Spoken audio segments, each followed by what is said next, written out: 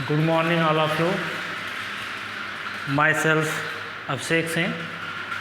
आज हम लोग स्टार्ट करेंगे मैट्रिक्स। ठीक, मैट्रिक्स क्या होता है? हमारा मेन टॉपिक होगा रैंक ऑफ ए मैट्रिक्स। हमारा मेन टॉपिक होगा rank of a matrix. But थोड़ा हम लोग मैट्रिक्स के विषय में जानेंगे कि मैट्रिक्स के टाइप्स क्या होते हैं, सिमेट्रिक मैट्रिक्स क्या होती है, स्क्यू सिमेट्रिक मैट्रिक्स क्या होती है, ठीक, कंजुगेट मैट्रिक्स क्या होती है, ये सब हम लोग थोड़ा सा आज डिस्कस करेंगे। ठीक है, चलिए हम लोग आते हैं मैट्रिक्स। ठीक, मैट्रिक्स देखिए, मैट्रिक्स क्या होता है? किसी भी नंबर और फंक्शन को, किसी भी नंबर और फंक्शन को हम एक रेक्टेंगुलर एरे में लिखें तो उसी को हम क्या कहते हैं? मैट्रिक्स कहते हैं। और एक रेक्टेंगुलर एरे हमने बना लिया, ठीक, इसमें हमने लिख लिया 1 2 3 4 5 6 7 8 9। ठीक, ये हम क्या कहते हैं? इसे मैट्रिक्स कहते हैं। किसी भी रेक्टेंगुलर एरे में किसी नंबर और फंक्शन को अगर हम लिख पाते हैं, लिखते हैं, तो उसी को हम क्या बोलते हैं? मैट्रिक्स बोलते हैं। ठीक, और जो हॉरिजेंटल फॉर्म होता है, ये हॉरिजेंटल है, जो हॉरिजेंटल है उसे हम क्या बोलते हैं? रो बोलते हैं। उसे हम क्या बोलते हैं? रो। ठीक, और जो वर्टिकल होता है उसे हम क्या बोलते हैं? कॉलम बोलते हैं। उसे हम लोग कॉलम बोलते हैं। ठीक, तो जो वर्टिकल होता है उसे कॉलम, जो हॉरिजेंटल होता है उसे हम क्या बोलते हैं? रो। फिर अच्छा, किसी मैट्रिक्स का जो जनरल फॉर्म होता है, वह जनरल फॉर्म क्या होता है? A = AIJ। AIJ इसको हम लिखते हैं। देखिए, ऑर्डर क्या होता है? Order of a matrix. Order of matrix क्या होता है? किसी मैट्रिक्स का ऑर्डर हम लोग जब लिखते हैं तो जितने नंबर ऑफ रो होते हैं उसको लिखते हैं। अगर उसके पास m रो हैं तो m लिखते हैं, और n कॉलम है तो यहाँ पे l लिखते हैं। तो किसी भी मैट्रिक्स का ऑर्डर m क्रॉस n है, इसका मतलब है उसके पास m रो हैं और n क्या है? कॉलम है। m रो है और n कॉलम है। जैसे इसके पास क्या है? कितने रो हैं? 1 2 3, 3 रो हैं, और कितने कॉलम हैं? 3 कॉलम हैं। इस मैट्रिक्स का ऑर्डर क्या हो गया? 3 क्रॉस 3। एक मैट्रिक्स और ले लें हम लोग, A = 1 2 3 4 5 6 दिस। इस मैट्रिक्स का ऑर्डर क्या होगा? इस मैट्रिक्स का ऑर्डर होगा, कितने रो हैं? 3 रो, कितने कॉलम हैं? 2 कॉलम। इस मैट्रिक्स का ऑर्डर हो गया 3 क्रॉस 2। इस मैट्रिक्स का ऑर्डर आ गया 3 क्रॉस 2। ठीक, चलिए, तो कोई मैट्रिक्स है, अगर उसके रो कितने हैं? m हैं, और कॉलम कितने हैं? n हैं, तो उसको हम कैसे लिखते हैं? A11 A12 ... A1n, A21 A22 ... A2n, AM1 AM2 ... AMn, m cross n। इसमें कितने रो हैं? m रो हैं, और कितने कॉलम हैं? n कॉलम हैं। ठीक, तो किसी भी मैट्रिक्स का जनरल फॉर्म ये होता है, अगर उसके पास m रो हैं और n कॉलम हैं तो। ठीक, चलिए, अब हम लोग आते हैं types of matrix. Types of matrix.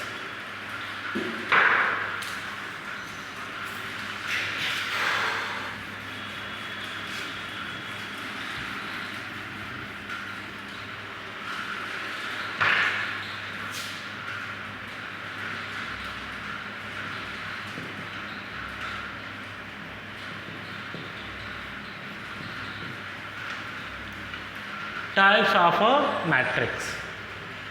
देखिए पहला इसमें आता है रो मैट्रिक्स। रो मैट्रिक्स, किसी भी मैट्रिक्स को हम रो मैट्रिक्स तब कहते हैं जब उसके पास क्या हो, सिर्फ और सिर्फ एक रो हो। सिर्फ और सिर्फ क्या हो, एक रो हो।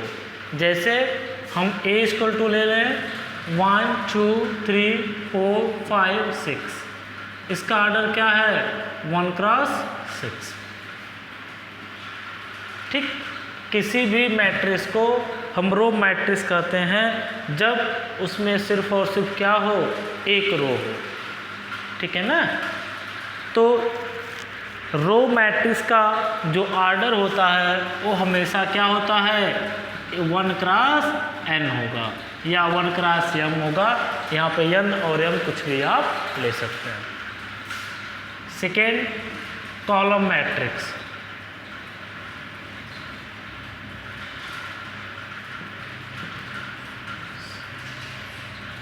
कॉलम मैट्रिक्स क्या होता है, किसी भी मैट्रिक्स को हम कॉलम मैट्रिक्स तब कहते हैं जब उसके पास क्या हो, एक कॉलम हो। जैसे हमने एग्जांपल ले लिया 1 2 3 4, 1 2 3 4, इसका ऑर्डर क्या है 4 क्रॉस 1। इसका मतलब है कि किसी भी कॉलम मैट्रिक्स का जो ऑर्डर होगा वह क्या होगा, n क्रॉस 1 होगा। एक ऑर्डर क्या होगा, n क्रॉस 1 होगा। ठीक, चलिए ये आपका हो गया रो मैट्रिक्स, दूसरा हो गया आपका कॉलम मैट्रिक्स। थर्ड हम लोग आते हैं स्क्वायर मैट्रिक्स।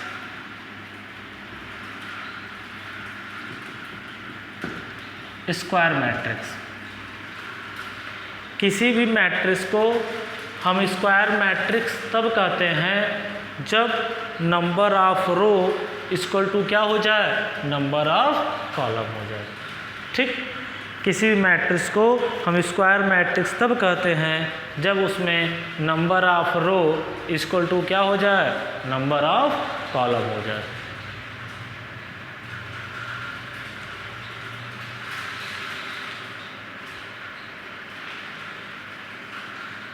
ठीक है, चलिए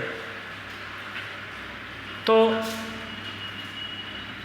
एग्जाम्पल देखिए, हमने ले लिया A इक्वल टू क्या ले लिया 1 2 3 4 5 6 7 8 9, 7 8 9।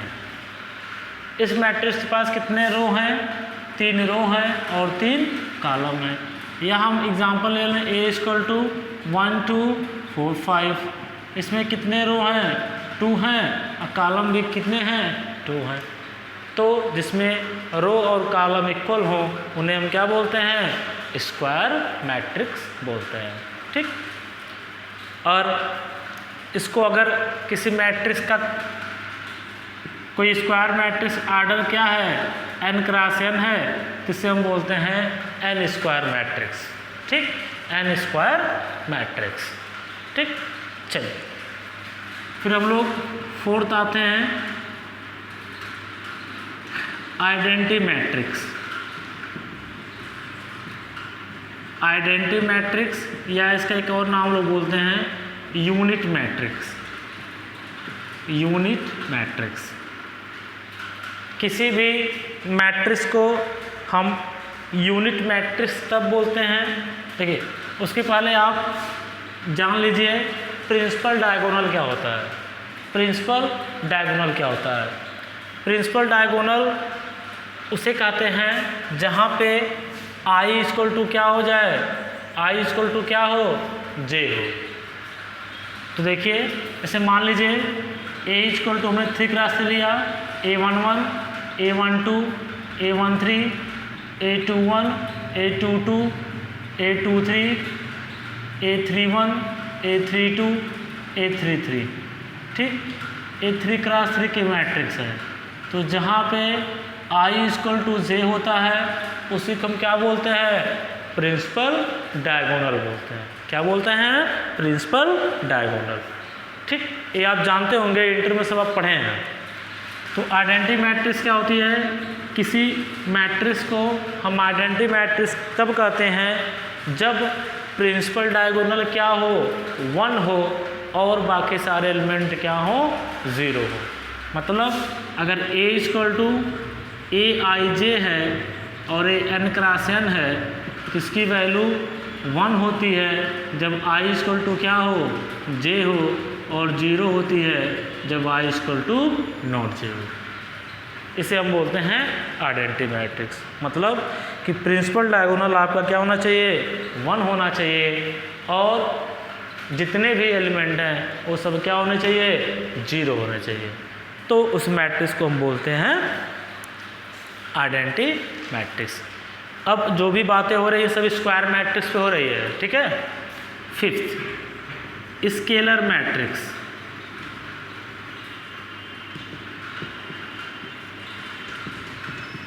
स्केलर मैट्रिक्स क्या होता है? कोई स्क्वायर मैट्रिक्स है A = Aij n × n, ठीक। तो इस किसी भी स्क्वायर मैट्रिक्स को हम स्केलर मैट्रिक्स तब कहते हैं जब प्रिंसिपल डायगोनल क्या हो? सेम हो। प्रिंसिपल डायगोनल क्या हो? सेम हो और बाकी सारे क्या हो? 0। प्रिंसिपल डायगोनल क्या हो? सेम एलिमेंट हो और बाकी क्या हो? 0 हो। जैसे यहाँ पर हमने k ले लिया, जब I = j है बाकी सब क्या होना चाहिए? 0 होना चाहिए जब I = j ना हो। मतलब प्रिंसिपल डायगोनल सेम हो और बाकी सारे एलिमेंट क्या हो? 0 हो। इसका आप एग्जाम्पल देख लीजिए। A = आपने ले लिया 1 0 0 0 1 0 0 0 1। This is identity matrix of order 3 because diagonal element क्या है? 1 है। स्केलर मैट्रिक्स देखिए, हम ले लें A = ले लें 2 0 0 0 2 0 0 0 2। This is scalar matrix. क्यों स्केलर मैट्रिक्स है? क्योंकि प्रिंसिपल डायगोनल क्या है? सेम है, 2 हैं, ठीक, और बाकी सब क्या हैं? 0, ठीक। आपका A = 2 0 0 is not a scalar matrix, is not a scalar matrix, ठीक। आगे हम लोग बढ़ते हैं।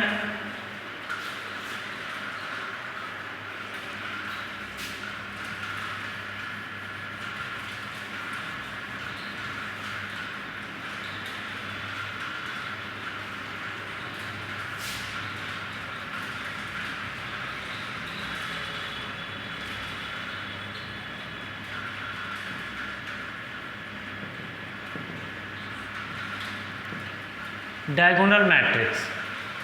किसी भी स्क्वायर मैट्रिक्स को हम डायगोनल मैट्रिक्स तब बोलते हैं जब प्रिंसिपल डायगोनल के अलावा, ठीक, देखिए यहाँ पे A = अगर आपका Aij हो, ठीक, तो वहाँ पे Aij 0 होना चाहिए जब I = क्या हो? नॉट 0, ठीक। प्रिंसिपल डायगोनल हमारा 0 हो या ना हो, लेकिन और जितने नॉन प्रिंसिपल डायगोनल एलिमेंट हैं वो क्या होने चाहिए? 0 होने चाहिए। मतलब Aij = 0 हो जब I = j ना हो, ठीक। क्लियर है ना? ऐसे एग्जाम्पल आप ले लीजिए। A = 1 0 0 2। This is diagonal matrix, ठीक, ठीक है ना। A = 2 0 0 2। This is also diagonal matrix, ठीक। मतलब इसमें सिर्फ और सिर्फ कंडीशन ये है कि जितने नॉन प्रिंसिपल डायगोनल एलिमेंट हैं वो क्या होने चाहिए? 0 होने चाहिए। अगर 0 होता है तो हम बोलते हैं कि वह मैट्रिक्स क्या है? डायगोनल मैट्रिक्स है, ठीक है। चलिए आगे हम लोग बढ़ते हैं। एक होता है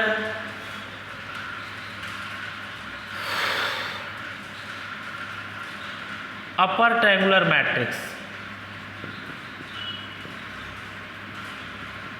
यूटीएम, ये सब आप पढ़े हैं, बस मैं आपको बता रहा हूँ ताकि आपको थोड़ा सा याद आ जाए कि हाँ आप लोगों ने इसको पढ़ रखा है। देखिए अपर ट्रायंगुलर मैट्रिक्स क्या होती है, कोई भी स्क्वायर मैट्रिक्स हो, कोई भी स्क्वायर मैट्रिक्स हो, उस मैट्रिक्स को हम अपर ट्रायंगुलर मैट्रिक्स तब कहते हैं A = Aij n cross n matrix हो, तो इस मैट्रिक्स को हम अपर ट्रायंगुलर मैट्रिक्स तब कहते हैं जब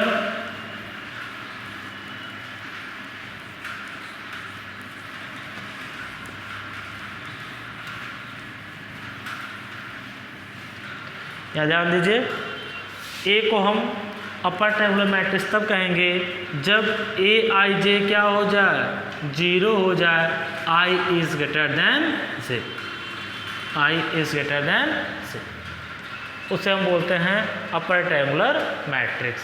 जैसे देखिए हम लोगों ने अभी एक लिखा था A3 क्रॉस 3 का A11, A12, A13, A21, A22, A23, A31, A32, A33, ये आपका 3 क्रॉस 3 मैट्रिक्स था। तो इस मैट्रिक्स को हम अपर ट्रायंगुलर मैट्रिक्स तब कहेंगे जब देखिए I की वैल्यू जहाँ J से बड़ी हो वह वैल्यू क्या होनी चाहिए, 0 होनी चाहिए।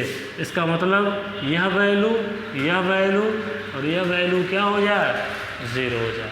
मतलब प्रिंसिपल डायगोनल के नीचे सारे के सारे एलिमेंट क्या हो, 0 हो, तो उसे हम बोलते हैं प्रिंसिपल, उसे हम बोलते हैं upper triangular matrix. Example A = 1 2 3 0 4 3 0 0 6, this is upper triangular matrix. क्यों?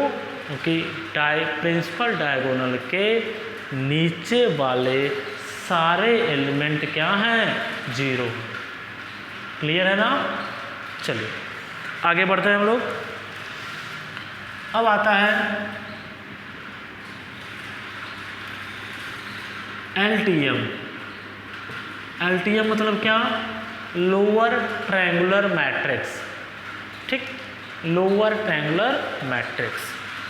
तो किसी matrix Aij n cross n, इसको हम लोअर ट्रायंगुलर मैट्रिक्स तब बोलते हैं जब Aij = 0 हो जाए, I इस क्या हो, लेस देन 0, I इस क्या हो, लेस देन J हो, तो वैल्यू क्या होनी चाहिए, 0 होनी चाहिए। तो देखिए यह एलिमेंट और यह एलिमेंट और यह एलिमेंट, ये सब क्या होने चाहिए, 0 होने चाहिए, ये सब क्या हो, 0, ठीक। तो एग्जाम्पल, इसका मतलब क्या है, एग्जाम्पल देख लीजिए 1 0 0 2 0 0 0, यहाँ 3 कर लीजिए, बस। देखिए जो प्रिंसिपल डायगोनल के ऊपर के एलिमेंट हैं वो सारे क्या है, 0। तो लोअर ट्रायंगुलर मैट्रिक्स में प्रिंसिपल डायगोनल के ऊपर वाले सारे एलिमेंट 0 होंगे और जो अपर ट्रायंगुलर होता है उसमें प्रिंसिपल डायगोनल के नीचे वाले सारे एलिमेंट क्या होंगे, 0 होंगे, ठीक। क्लियर है ना? चलिए हम लोग आगे बढ़ते हैं, ठीक है। और एक आता है zero matrix.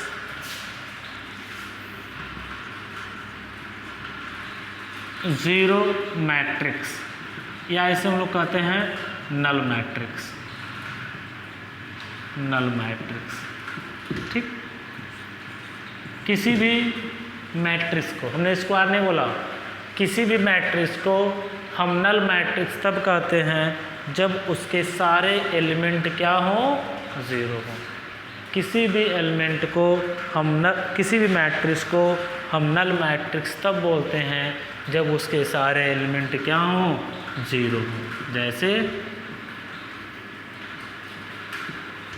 This is null matrix. Null matrix ये क्या है, इसका order 2 cross 3, A equal to 0 0 0 0, ये आपका 2 क्रॉस 2। ठीक, ये सब मैट्रिक्सेस हैं जो आपको हो सकता है कहीं कहीं यूज भी पड़े। ठीक है, चलो अब एक आता है ट्रांसपोज ऑफ ए मैट्रिक्स, उसको देख लीजिए।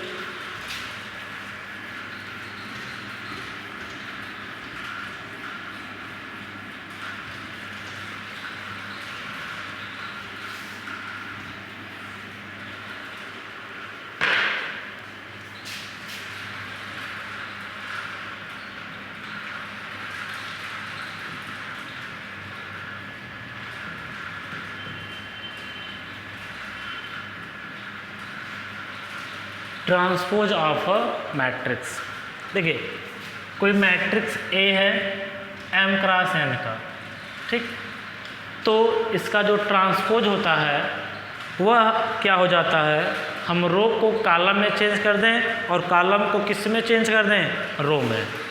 रो अगर हमारा कॉलम में हो जाए और कॉलम हमारा क्या हो जाए, रो हो जाए, तो उसे हम बोलते हैं ट्रांसपोज ऑफ मैट्रिक्स ए। जैसे देखिए अगर ए इसको तो ले लिया 1 2 3 4 5 6 7 8 9, this is 3 cross 3 matrix. Then transpose of ए,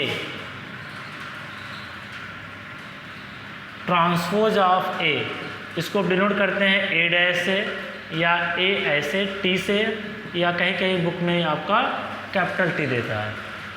ठीक, तो ट्रांसपोज ऑफ ए को हम 3 नोटेशन से लिखते हैं।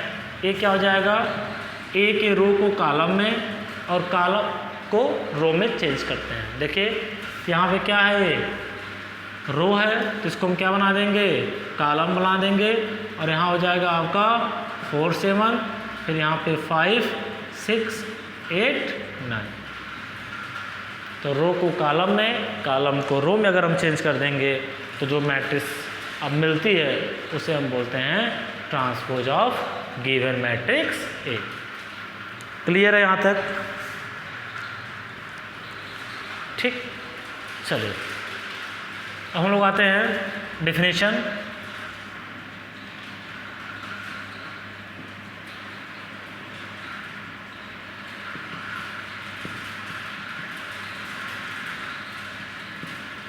Symmetric matrix, what is symmetric matrix? तो किसी भी स्क्वायर मैट्रिक्स, किसी भी स्क्वायर मैट्रिक्स को हम सिमेट्रिक मैट्रिक्स तब बोलते हैं जब ए ट्रांसपोज इक्वल टू क्या हो जाए, ए हो जाए। ए ट्रांसपोज इक्वल टू क्या हो जाए, ए हो जाए। ठीक है, किसी भी स्क्वायर मैट्रिक्स को हम सिमेट्रिक मैट्रिक्स तब बोलते हैं जब ए ट्रांसपोज इक्वल टू क्या हो जाए, ए हो जाए। ठीक, दैट इज, एक एग्जांपल ले लें हम लोग, ऐसे ए इक्वल टू ले लें हम 1 2 2 3 1 2 2 3। इसका आप ट्रांसपोज निकालिए, क्या आएगा, निकालिए। तो 1 यहाँ पे 2 आ जाएगा और 2 यहाँ पे चला जाएगा 3, इक्वल टू क्या हो गया, ए हो गया। तो इसे हम क्या बोलते हैं, transpose of matrix A.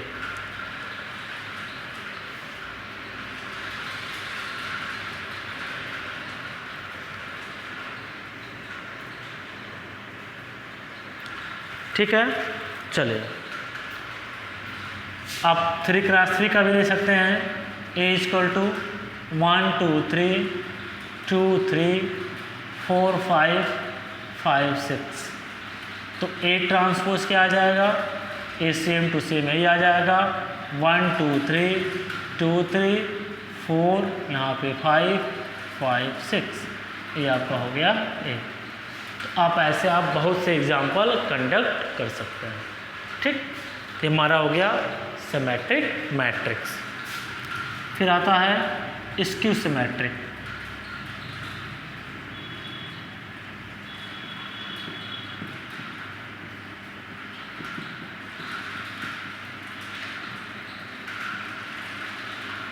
Skew symmetric matrix कि स्क्यू सिमेट्रिक मैट्रिक्स क्या होता है। ठीक, तो स्क्यू सिमेट्रिक मैट्रिक्स क्या होता है, किसी स्क्वायर मैट्रिक्स ए को हम स्क्यू सिमेट्रिक मैट्रिक्स तब बोलते हैं जब ए डैश इक्वल टू क्या हो जाए, माइनस ए हो जाए। जब ए डैश इक्वल टू क्या हो जाए, माइनस ए हो जाए। ठीक, यहाँ पे ध्यान दीजिए, एग्जाम्पल हम ले लें, कोई एग्जाम्पल ले लें। देखिए यहाँ पे क्या होगा, 0, 2, -2, 0, 0, 2, -2, 0। बताइए ए ट्रांसपोज क्या हो जाएगा, हो जाएगा 0, यहाँ पे 2, यहाँ पे -2 और यहाँ पे क्या हो जाएगा 0। माइनस कॉमन ले लें, क्या हो जाएगा 0, 2, -2, 0 इक्वल टू क्या हो गया, -a। तो this is skew symmetric matrix. अब देखिए हमने यहाँ पे क्या लिया, 0, 0 लिया। मतलब बाबू ये है कि स्क्यू सिमेट्रिक मैट्रिक्स के जो डायगोनल, जो प्रिंसिपल डायगोनल होते हैं वो हमेशा क्या होते हैं, 0 होते हैं। ये बात बहुत इम्पॉर्टेंट है कि principal diagonal element of skew symmetric is always 0। कैसे आते हैं हम लोग उसे देखते हैं कैसे। देखिए यहाँ पे हमको दिया था ए, हमने मान लिया क्या है, Aij क्या है, कोई n क्रॉस n मैट्रिक्स है। तो उन्होंने कहा A डैश इक्वल टू क्या, -a। और आपको पता है कि यहाँ पे जो प्रिंसिपल डायगोनल में है उसमें i इक्वल टू क्या होता है, j होता है। i इक्वल टू j होता है। यहाँ पे क्या हो जाएगा, देखिए A डैश है तो यहाँ पे क्या हो जाएगा, a j i हो जाएगा इक्वल टू माइनस क्या हो जाएगा, a i j। हमको बात क्या करनी है, प्रिंसिपल डायगोनल की। इसका मतलब है वहाँ पे i इक्वल टू क्या होता है, j होता है। तो हम क्या पुट कर दें, i equal to j put कर दें। यहाँ पे क्या हो जाएगा, ai इक्वल टू -ai। इसको इधर लाइए तो 2ai इक्वल टू 0। और यहाँ पे 2 कभी 0 होगा नहीं, इसका मतलब है ai इक्वल टू क्या हो गया, 0 हो गया। For all i equal to 1 2 dot dot n। इसका मतलब हो गया कि a11 हो चाहे a22 हो चाहे a33 हो, ये सब के एलिमेंट क्या होंगे, 0। ये सब एलिमेंट क्या होंगे, 0 होंगे। ये ध्यान दीजिएगा कि स्क्यू सिमेट्रिक मैट्रिक्स के प्रिंसिपल डायगोनल एलिमेंट्स हमेशा क्या होते हैं, 0 होते हैं। ठीक, चलिए एक और एग्जांपल लीजिए 3 क्रॉस 3 का। तो यहाँ पे आप 0 लिखेंगे, यहाँ लिखेंगे आप -a, यहाँ पे -b, यहाँ पे आप लिखेंगे a और b, यहाँ पे 0, यहाँ पे लिखेंगे आप -c, तो यहाँ पे क्या हो जाएगा c, यहाँ पे 0। आप आराम से बैठ के आप निकालिएगा तो a डैश बराबर क्या आ जाएगा, -a। This is skew symmetric matrix. आप a b c की वैल्यू कुछ भी पुट कर लीजिए, आपको लाखों करोड़ों एग्जाम्पल मिल जाएंगे। ठीक, ये कुछ डिफरेंशन थे जो मैंने आपको बताया। ठीक, ये सब आप ज़रूर याद रखिएगा, ये सब डिफरेंशन आप पढ़े हैं, फिर भी मैंने आपको एक तरह से रिवीजन करा दिया। ठीक है, चलिए हम लोग आगे बढ़ते हैं मेन टॉपिक पे, rank of A matrix.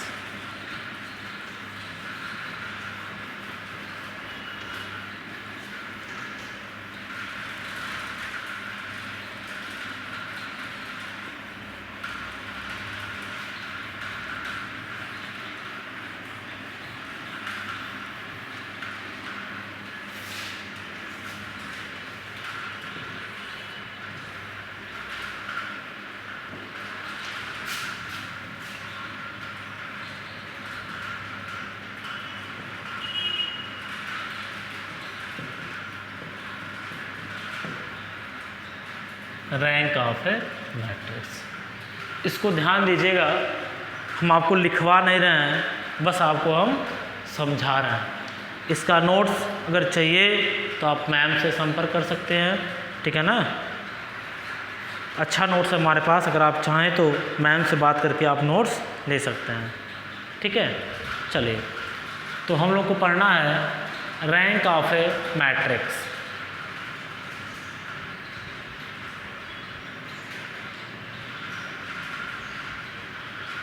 Rank of a matrix, ठीक। देखिए,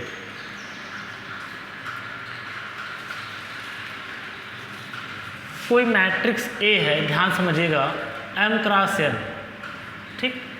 कोई मैट्रिक्स ए है m क्रॉस n, तो इस मैट्रिक्स का रैंक हम लोग कैसे निकालेंगे, या इस मैट्रिक्स का रैंक क्या होगा, ठीक।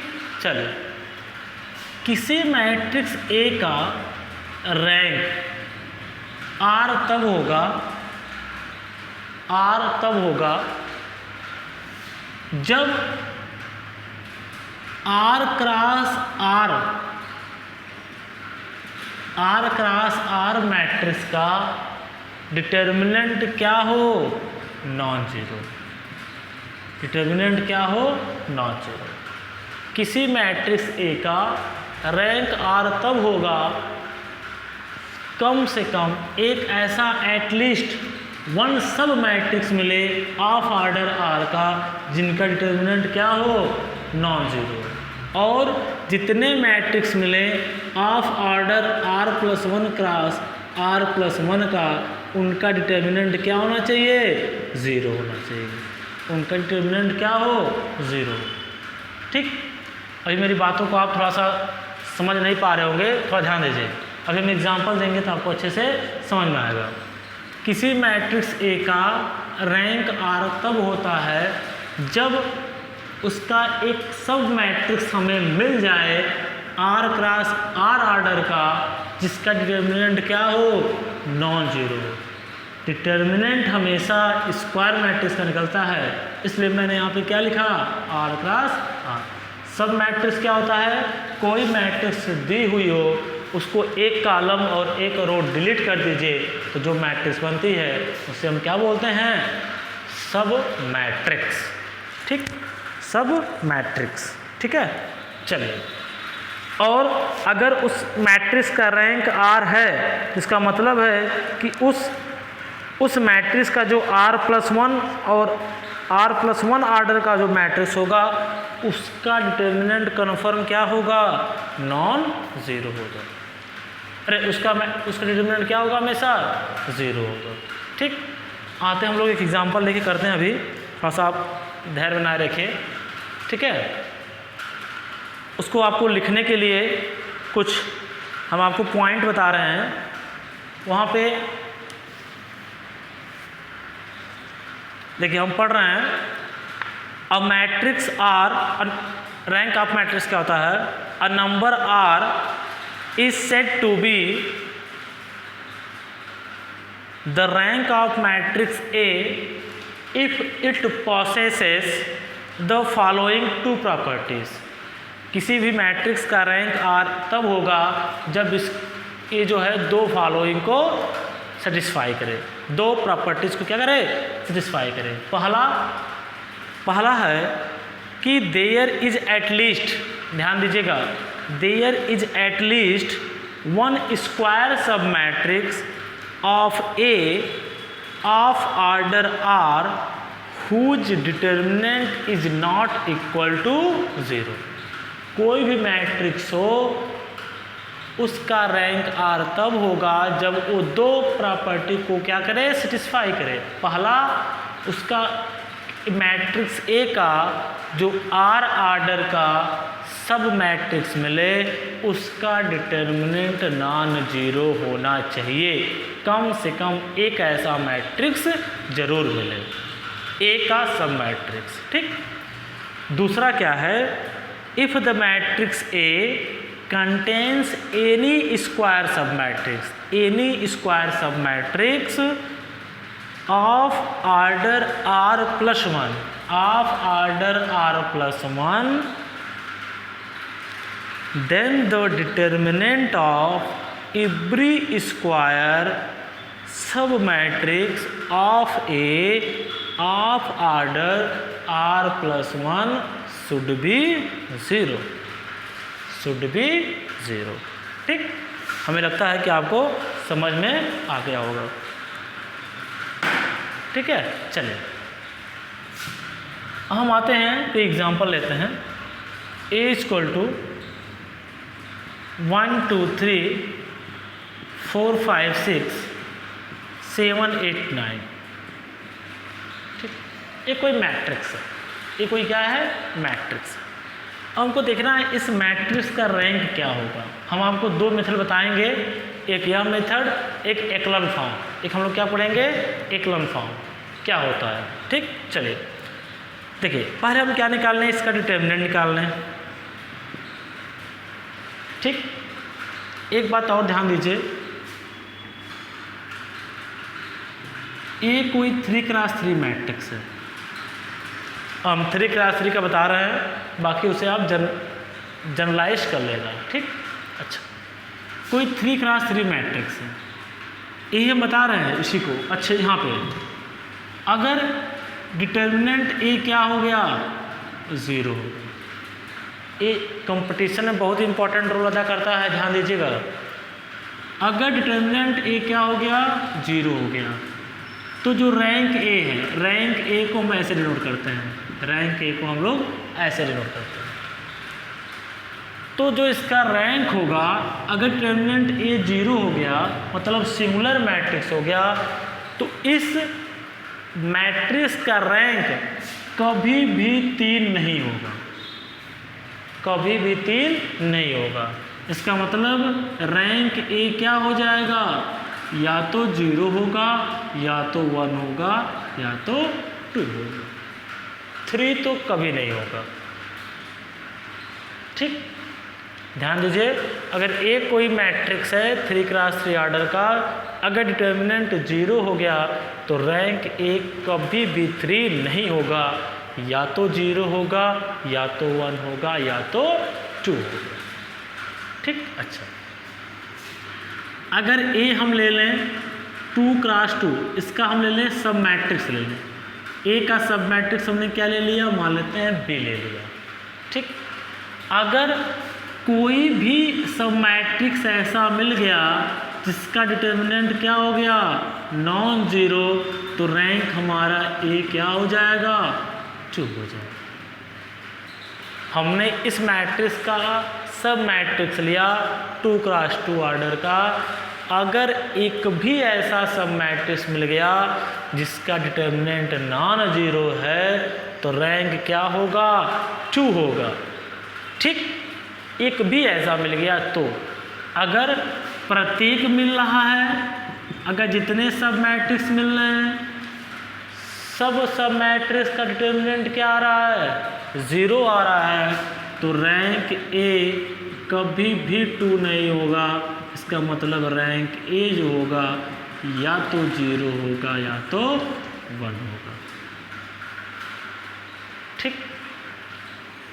किसी भी मैट्रिक्स का रैंक 0 तब होता है, rank A equal to 0 if and only if A is null matrix, A is null matrix या 0 मैट्रिक्स। किसी भी मैट्रिक्स का रैंक 0 तब होता है जब वह मैट्रिक्स क्या हो, नल मैट्रिक्स हो या 0 मैट्रिक्स हो, ठीक। एक बार फिर से ध्यान सुनिए, किसी मैट्रिक्स का ऑर्डर 3 है, इसका डिटर्मिनेंट अगर 0 हो गया तो रैंक कभी भी 3 नहीं होगा। अगर डिटर्मिनेंट क्या हो जाए, नॉन जीरो हो गया, इसका मतलब है कि रैंक हमारा क्या हो जाएगा, 3 हो जाएगा। अगर डिटर्मिनेंट नॉन जीरो तो तुरंत रैंक ए क्या हो जाएगा, 3। अगर डिटर्मिनेंट ए 0 हो गया तो रैंक ए कभी भी 3 नहीं होगा, या तो वो 0 होगा, या तो 1 होगा, या तो 2 होगा। ठीक, अच्छा अब हम आते हैं 2x2 पे। हम ए मैट्रिक्स का कोई सब मैट्रिक्स निकालते हैं। सब मैट्रिक्स मतलब एक रो और एक कॉलम को क्या कर देते हैं, डिलीट कर देते हैं। तो अगर 2x2 का जो सब मैट्रिक्स मिला, अगर एक भी सब मैट्रिक्स मिल गया ऑर्डर 2 का जिसका डिटर्मिनेंट नॉन जीरो है, तो उसका रैंक क्या होगा, 2 होगा। अगर प्रत्येक सब matrix of order 2 whose determinant is 0, then rank is never 2. Rank is never 2. The rank is 0 or 1. और रैंक ए 0 तभी होता है जब वह मैट्रिक्स क्या हो, 0 मैट्रिक्स हो। क्लियर है? चलिए हम लोग आगे बढ़ते हैं और पढ़ते हैं एकलन फॉर्म। एकलन फॉर्म बहुत ही इम्पॉर्टेंट है, ठीक है। इसी पे हम लोग बेस्ट क्वेश्चन करते हैं, इसी पे हम लोग क्वेश्चन करते हैं।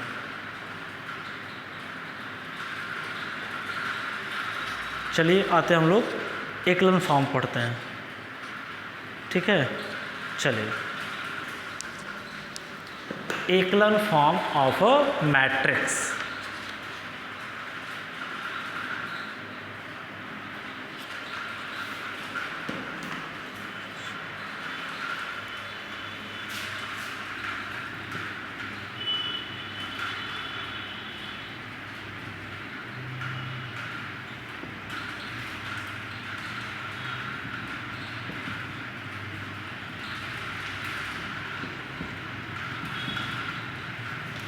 एकलन फॉर्म ऑफ अ मैट्रिक्स।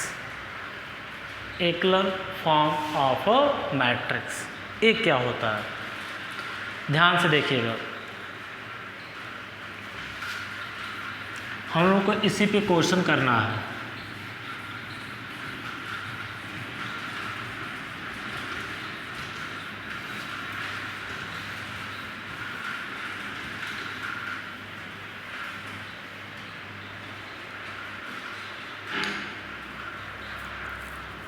ठीक, देखिए कोई मैट्रिक्स ए है, ध्यान दीजिएगा। इसमें हम रो ऑपरेशन लगाते हैं। क्या लगाते हैं, रो ऑपरेशन। रो ऑपरेशन लगाना आप पेंटर से जानते हैं, हम लोग क्वेश्चन करेंगे तो आपको क्लियर भी होगा। ठीक, रो ऑपरेशन लगाते हैं तो किसी मैट्रिक्स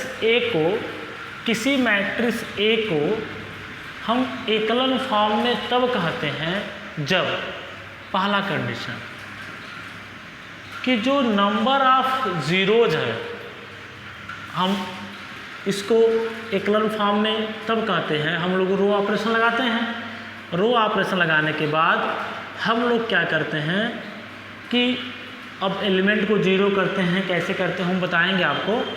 लेकिन किसी मैट्रिक्स ए को हम एकलन फॉर्म में तब कहते हैं, इसका पहला कंडीशन होता है कि जो नंबर ऑफ जीरोज है, जो जितने ज़्यादा जीरोज हैं वो सबसे लोवेस्ट रहेंगे, वो सबसे क्या रहेंगे, नीचे रहेंगे। जैसे मान लीजिए हमने ए को सॉल्व किया और ए आ गया 1 2 3 0 0 0 0 4 0 0 0, तो हमारा क्या होगा, एकलन फॉर्म में होगा। मतलब जितने ज़्यादा जीरोज हैं वो सबसे क्या होना चाहिए, लो ऑर्डर में होना चाहिए, सबसे नीचे होना चाहिए। ये नहीं कि ए इज इक्वेलेंट टू 0 0 0 1 2 0 0 0, ऐसा नहीं, ऐसा बिल्कुल भी नहीं। वो कहता है कि जितने जीरोज होंगे वो मतलब पहले में अगर जैसे मान लीजिए 1 2 3 है, 4 मान, अगर इसमें एक जीरो है तो यहाँ पे 2 3 -1 2 1, फिर यहाँ पे 2 जीरो है तो 1 माइनस, ऐसे लिखिए। फिर यहाँ पे क्या है, 0।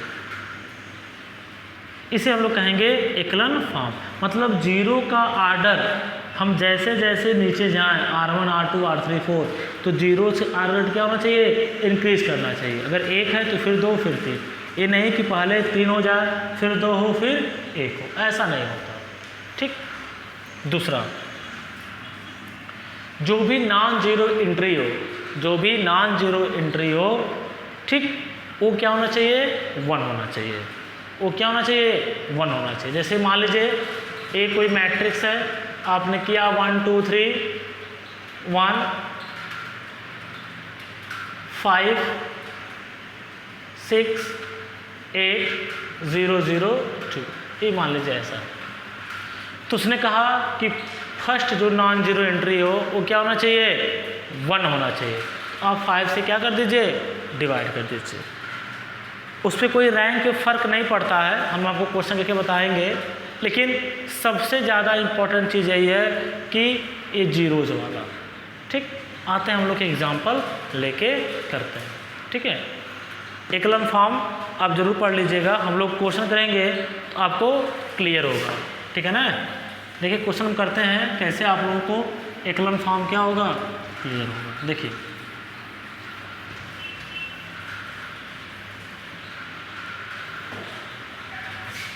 ए मैट्रिक्स है, अभी मैंने मैट्रिक्स लिया था, हम इसको दोनों तरह से करते हैं। ठीक, ए मैट्रिक्स हम एकलन फॉर्म में क्या करते हैं, जीरो करने का प्रयास करते हैं। हम नंबर ऑफ जीरो ज़्यादा ज़्यादा लाने का प्रयास करते हैं। ठीक, देखिए तो ये मैट्रिक्स है, तो हम क्या करते हैं, देखिए R3 टेन टू क्या कर दें, R3 माइनस क्या कर दें, R2 कर दें, और R2 टेन टू क्या कर दें हम लोग, R2 माइनस क्या कर दें, R1 कर दें। ठीक, तो देखिए क्या हुआ, ये क्या हो जाएगा, हमने इस पर कोई चेंज नहीं किया, हम जीरो लाने का प्रयास कर रहे हैं। तो 4 माइनस 1 क्या हो जाएगा, 3, फिर 5 माइनस 2 कितना हो जाएगा, 3, 6 माइनस 3 कितना हो गया, फिर R3 क्या था, R3 माइनस R2 तो क्या हो जाएगा, 7 माइनस 4 3, 8 माइनस 3 और ये भी 3। अब हम क्या करें,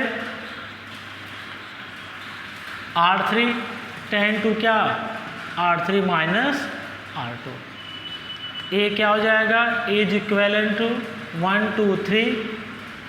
हमने इसको चेंज नहीं किया, अगर आप चाहें तो R2 को चेंज कर दीजिए, अभी मत चेंज करिए नहीं तो आपको समझ नहीं आएगा। 3 3 3, यहाँ पे क्या हो जाएगा, 3 माइनस 3 0 0 0। ठीक, ए इज इक्वेलेंट टू, अब क्या करिए आप R2 को टेंड कर दीजिए, R2 माइनस क्या कर दीजिए, 3 R1 कर दीजिए। क्यों R1 कर देना है, ताकि यहाँ पे क्या हो जाएगा, हमारा 0 हो जाएगा। तो ये क्या हो जाएगा, 1 2 3, 3 माइनस 3 0। ठीक, यहाँ पे 3 माइनस 6 माइनस 3, यहाँ पे क्या हो जाएगा, 3 R2 मतलब 3 माइनस 3 R1 मतलब 3 3 जा 9, तो यहाँ कितना है, 3 माइनस 9 माइनस, और यहाँ पे 0 0 है। अगर कोई मैट्रिक्स ए एकलन फॉर्म में आ गया तो जो रैंक होता है, रैंक ए इक्वल टू क्या होता है, number of non zero row, number of non zero row, और इसका number of non zero row कितने हैं, 1 और 2, तो 2, इसका रैंक क्या हो गया, 2 हो गया। तो किसी मैट्रिक्स का रैंक निकालने के लिए आप क्या करेंगे, उसको एकलन फॉर्म में चेंज करेंगे, मैक्सिमम आप जीरो लाने का प्रयास करेंगे, जितने नॉन जीरो रो होंगे वही आप क्या कहलाते हैं, रैंक कहलाते हैं। ठीक, चलिए एक क्वेश्चन और लेते हैं, इसी क्वेश्चन को हम लोग उससे करते हैं 1 2 3 4 5 6 7 8 9। ध्यान दीजिएगा, ठीक, तो डिटर्मिनेंट ए क्या हो जाएगा, हमने कहा था अगर इसका डिटर्मिनेंट नॉन जीरो तो रैंक क्या हो जाएगा 3, अगर डिटर्मिनेंट 0 तो रैंक क्या हो जाएगा लेस देन 3। इसको आप करेंगे तो 1 ये हो जाएगा आपका 48 माइनस 2, इसे आप करेंगे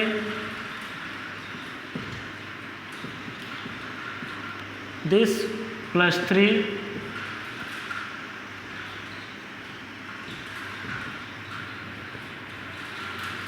ये कितना हो जाएगा 1, ये कितना हो जाएगा -3 -2 -6 प्लस 3, यहाँ पे क्या हो जाएगा -3। ठीक, तो ये कितना हो गया -3 प्लस 12 -9 कितना हो गया 0। तो डिटर्मिनेंट ये क्या हो गया 0 हो गया, डिटर्मिनेंट ए क्या हो गया 0। इसका मतलब है कि जो आपका रैंक ए होगा वह 3 कभी नहीं होगा, नॉट 3। इसका मतलब रैंक ए क्या होगा लेस देन 3। और इसका रैंक 0 नहीं हो सकता, क्यों, क्योंकि रैंक ए 0 तभी होता है जब मैट्रिक्स ए क्या हो 0 मैट्रिक्स हो, मैट्रिक्स ए क्या हो 0 मैट्रिक्स हो। ठीक, चलिए, इसका मतलब रैंक या तो 1 होगा या तो 2 होगा। अच्छा, फिर हमने कहा था सब मैट्रिक्स निकाल लीजिए, तो ऐसा करिए आप सब मैट्रिक्स इसको और इसको क्या करिए, इस और इसको क्या करिए हटा दीजिए, तो कितना बचा, जो आप डिटर्मिनेंट बी निकालेंगे मतलब 2 क्रॉस 2 का जो मैट्रिक्स निकलेगा वो कितना निकलेगा 45 माइनस 48 -3 जो कि क्या है नॉन ज़ीरो। इसका मतलब है कि इस मैट्रिक्स का रैंक 2 होगा। अगर एक भी ऐसा सब मैट्रिक्स मिल गया जिसका डिटर्मिनेंट नॉन जीरो है तो रैंक क्या कहलाता था 2 कहलाता था। तो देखिए एक्लन फॉर्म से भी 2 आया और इससे भी क्या आया 2 आया। ठीक, क्लियर है, बोलिए।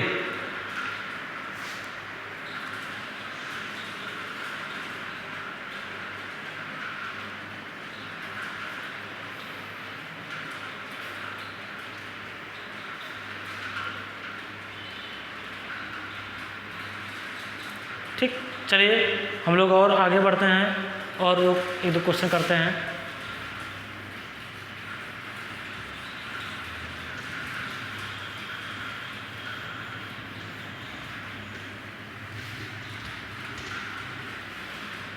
आपके एग्ज़ाम में एक क्वेश्चन पूछा गया है, उसे हम लोग करते हैं।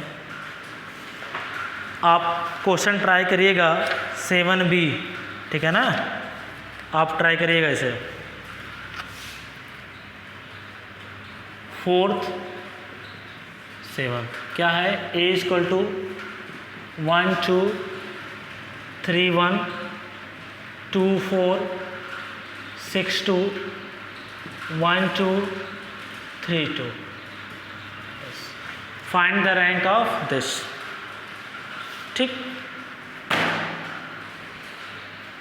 ठीक है, 7B।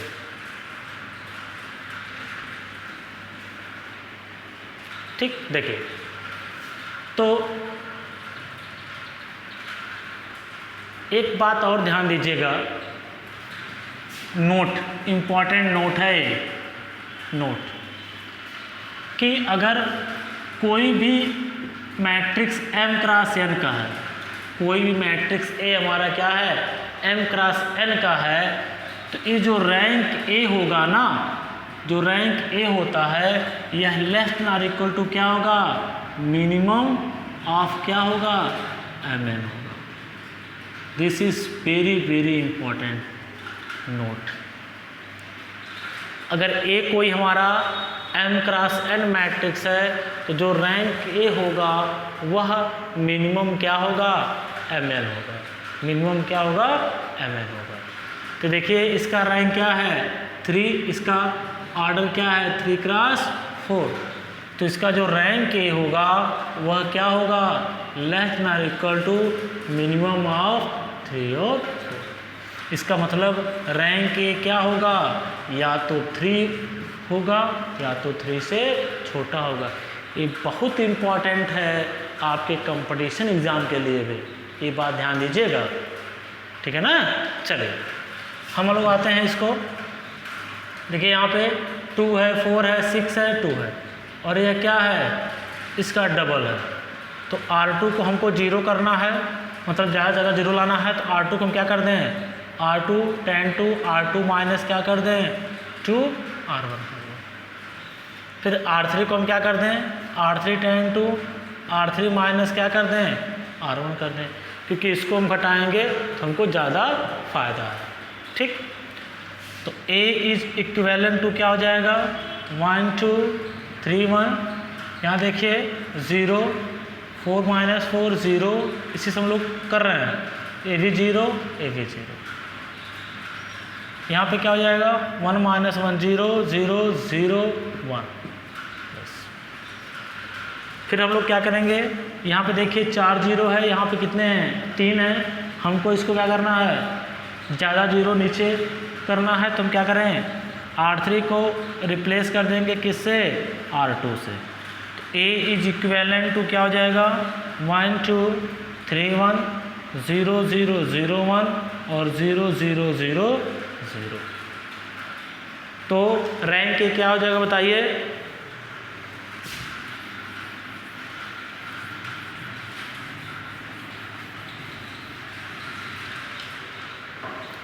आपका जो रैंक ए हो जाएगा विच इज़ इन एक्लन फॉर्म, आप लिखेंगे नीचे which is an echelon form, which is in an echelon form having 2 non zero row. देखिए एक नॉन जीरो रो वो है, ये 3 तो एलिमेंट जीरो थे, लेकिन ये क्या है 1 है, तो कितने नॉन जीरो रो हैं 2 हैं।